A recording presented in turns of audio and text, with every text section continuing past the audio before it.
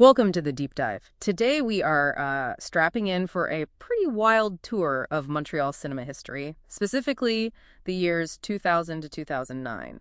And it really wasn't a gentle evolution. It was more like a financial demolition derby. Exactly. We're talking about this massive building boom that, almost instantly collides with intense corporate competition and just swift, brutal consolidation. Our mission here is to really distill the facts that define this boom and bust cycle.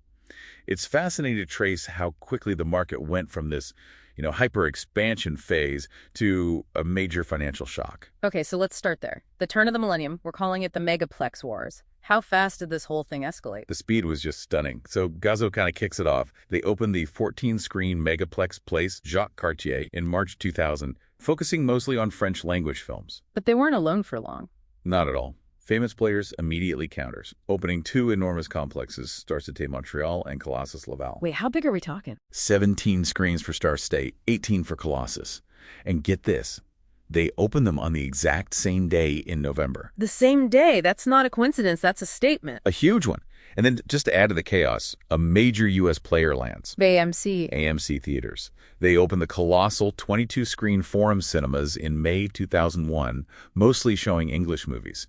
It's just a staggering amount of new screens hitting the market all at once. But here's the crazy part. While all this new construction is happening, the foundation is already cracking. Oh, completely. The flip side is just brutal. Lowe's Cineplex files for bankruptcy on February 15th, 2001. And that means immediate closures. Immediate. Places like Le Dauphin and Galeries Laval 8, gone.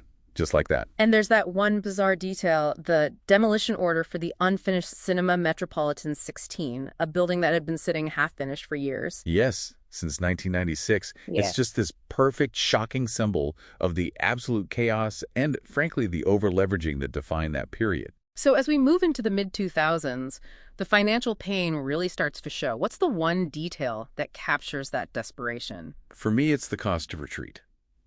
Famous players trying to shed some of these properties paid a $1 million penalty. $1 million just to close a theater. Just to get out of their lease for the Center Laval 12 in July 2003. You pay $1 million just to stop the bleeding. That really sets the stage for the big one then, consolidation. Cineplex buys Famous Players in 2005. That was the decisive moment. They beat out AMC for the bid, and it just fundamentally changed the landscape. Suddenly, you have a much smaller group of dominant players. But the local guys who survived had to adapt. Gozo didn't stop. No, Gazzo kept expanding. They opened the 18-screen Megaplex Marché Central that same year. Cinema Guzzo's Megaplex Marché Central, where the show starts at the door. Going to the movies has never been this easy or this much fun. Cinema Guzzo's legendary comfort is now in Midtown Montreal, and we've got a lot more than popcorn and sodas. Megaplex Marché Central has 18 giant screens, more games and rides than you can imagine, and the best movies in the business. Cinema Guzzo's Megaplex and Marché Central, Montreal's only movie house with free indoor parking. But here's the crucial part. They evolved their strategy to show films in both English and French. They had to. And if you couldn't be the biggest, you had to find a niche. Exactly. You see the rise of these alternative survival strategies. DeCary Square Cinemas reopened in 2000, focusing entirely on Bollywood movies. Right, and then the Dollar Cinema opens in that same location a few years later. Yes, in 2004. So segmentation and discount pricing became the new safety net. So, as we head into the later part of the decade, post-merger, the volatility didn't stop. Not at all. You just see endless ownership changes and rebranding.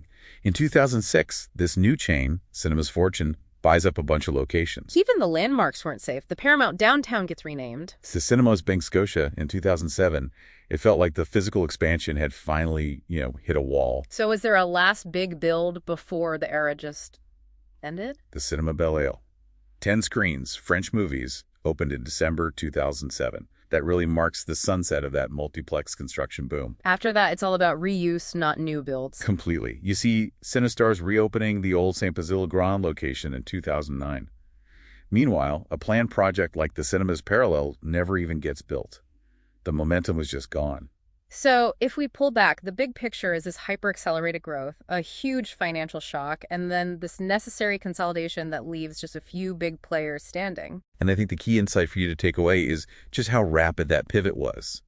The industry shifted from this massive centralized growth model straight into specialized segmentation for survival. Focusing on discount formats or, like you said, specific language audiences. Guzzo with French, Takeri with Bollywood. That's the takeaway. Audience segmentation became the key to survival. And that leaves us with a question for you to mull over. What other industries have seen a shift that fast, from massive growth to specialized niche survival?